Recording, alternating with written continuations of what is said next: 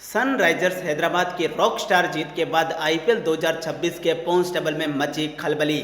और भाई दिल्ली कैपिटल्स और राजस्थान का हुआ सुपड़ा साफ, खड़े हैं आज भी वहीं, लेकिन पंजाब ऑन द टॉप है। पंजाबियों ने जिस प्रकार से चेस किया और उसके बाद वैसा का वैसा चेस करके दिखा दिया यहाँ पर सनराइज हैदराबाद ने। दो मुकाबले, दो बिग रन चेस और इसके बाद पॉइंट टेबल का समीकरण पूरी तरीके से ऊपर नीचे हो गया।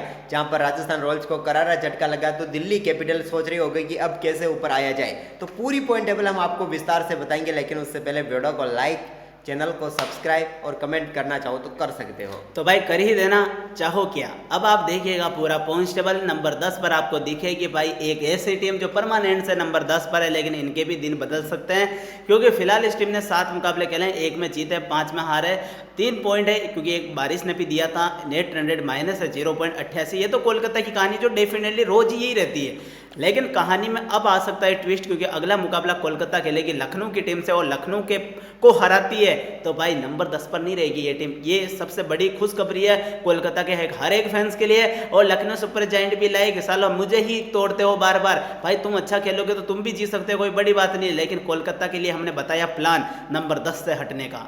इसके बाद नंबर 9 का प्लान भी आपको पहले ही बता चुके क्योंकि ज़्यादा कुछ बचा नहीं है। 7 में से 2 जीते, 5 हारे, 4 अंक हैं, नेट रन रेट माइनस 1.28 है। लेकिन अब इन दोनों के बीच में जो मुकाबला होगा ना, उसमें तय होगा कि नंबर 10 पर कौन रहेगा, क्या वो कोलकाता रहेगी या फिर लखनऊ सुपर जायंट्स। लेकिन आगे जाने की बात है तो भाई इनको अभी भी 6 मुकाबले जीतने हैं। भाई दोनों की कहानी सेम है और दोनों को तो भाई हर हाल में जीतने पड़ेंगे और कोलकाता को तो 7 जीत जाए तो और बढ़िया होगा। अब आप देखोगे पॉइंट्स टेबल में नंबर 8 पर दुनिया हिला देंगे। भाई आज हम आपको बता दें, इतना ही नहीं, कोलकाता जीतती है तो और ऊपर जाएगी मुंबई से भी, क्योंकि मुंबई के भी 4 पॉइंट है, 7 मुकाबले खेले, 2 में जीते हैं, 5 में हारे, नेट रन रेट माइनस 0.74 है। मुंबई को भाई मैच जीतना अब काफ़ी जरूरी है। आधे हाई में तो खाली गोल्ड कप पे भाई कर दिया भाई अंबानियों को निराश, लेकिन अब बारी है हार्दिक पांड्या को खुश करने की। बाकी के खिलाड़ी भी अच्छा करेंगे तब काम अपने हित में आएगा।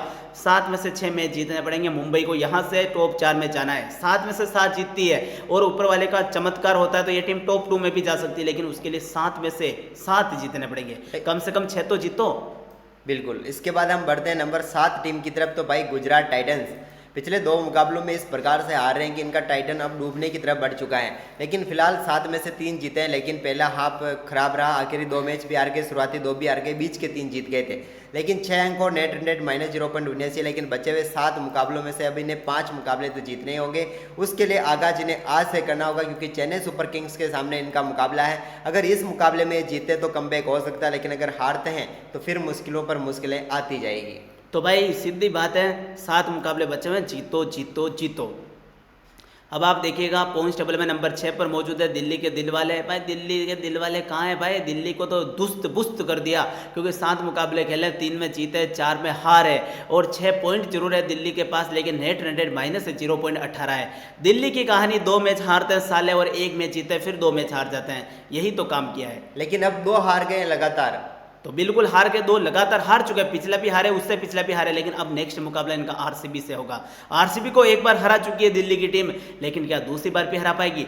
जो काम हैदराबाद ने राजस्थान के सामने किया था अब वो काम करना है दिल्ली वालों को। आरसीबी को उनके घर में तो हरा दिया, ये बेस्ट काम किया, लेकिन खुद के घर में क्या हरा पाएंगे? क्योंकि पिछली बार भी यही किया था, दिल्ली ने आरसीबी का घर में हराया, लेकिन फिर आरसीबी ने पलटवार कर दिया। लेकिन ऐसा होता है वापिस तो भाई दिल्ली की मुसीबतें फिर बढ़ जाएगी।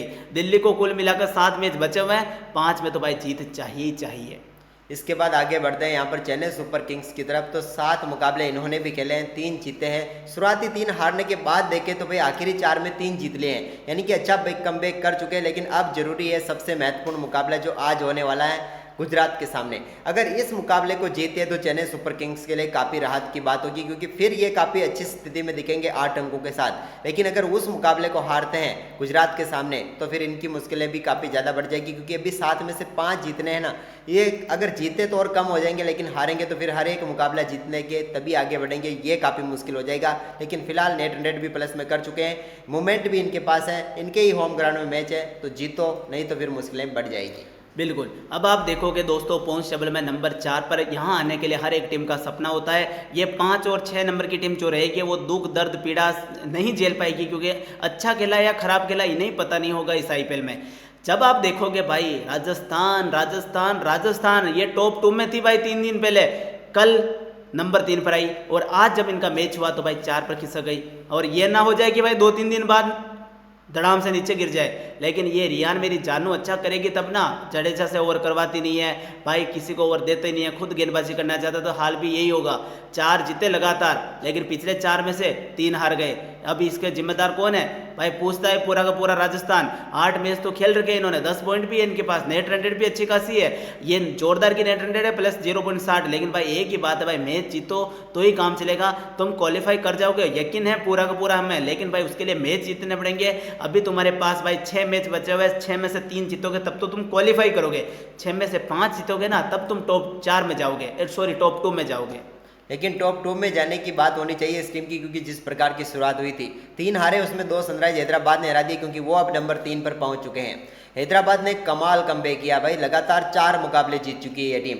शुरुआत इनकी भी अच्छी नहीं हुई थी, शुरुआती 4 को देखा जाए तो सिर्फ एक ही मुकाबला जीता था, लेकिन इसके बाद जो कमबैक किया 4 में से 4 जीत चुके हैं, यानी कि टोटल 8 मुकाबलों में से 5 जीत लिए हैं अब इस टीम ने, और 10 अंकों पर पहुंच चुकी है।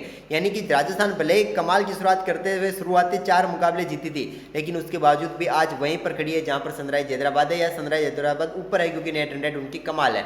अब इस टीम को सिर्फ 3 मुकाबले जीतने हैं बचे हुए 6 मुकाबलों में, और जिस प्रकार के लय इस टीम ने पकड़ लिया है, मुझे नहीं लगता कि इस बार ये टीम रुकने वाली है, क्योंकि कमाल तरीके से कप्तान पैट कमिंस ने भी आकर कमाल दिखाई दिया। साइलेंसर आ गया तो कई टीमों को साइलेंट कराने का काम भी कर रही है। तो भाई उल्टा किया है, राजस्थान ने पहले किया तो बाद में हैदराबाद ने कर दिया, लेकिन अभी दोनों टीमें एक ही जगह खड़ी है।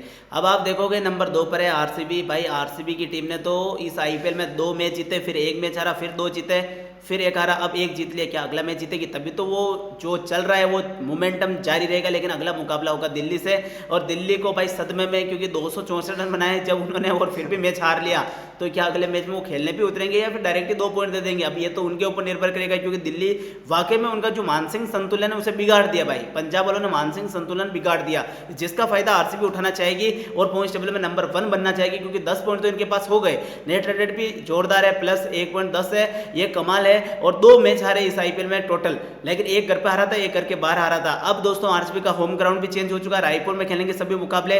इसके अलावा जिस देश में खेलने जाएंगे, जिसके मतलब जिस टीम से खेलने जाएंगे उसके घर पे होंगे बाकी के मैच, तो भाई आरसीबी के लिए चुनौती और काफी बड़ी है। अब 7 में से यदि 3 मैच जीतती है तो क्वालिफाई, 7 में से 5 मैच जीतती तो टॉप 2 के लिए क्वालिफाई। वहीं पर अब हम नंबर 1 की बात करें तो भाई सबको पता है नंबर 1 कौन है और कौन रहने वाली है, क्योंकि भाई पंजाब की टीम अजय टीम है, एक भी मुकाबला नहीं आ रही है, 7 में से 6 जीते, एक बारिश की भेंट चढ़ा, लेकिन 13 अंकों पर पहुंच चुकी है टीम। आधा आईपीएल समाप्त हुआ और 13 अंकों पर पहुंच गई है भाई, नेट रन रेट भी प्लस 1.33 है।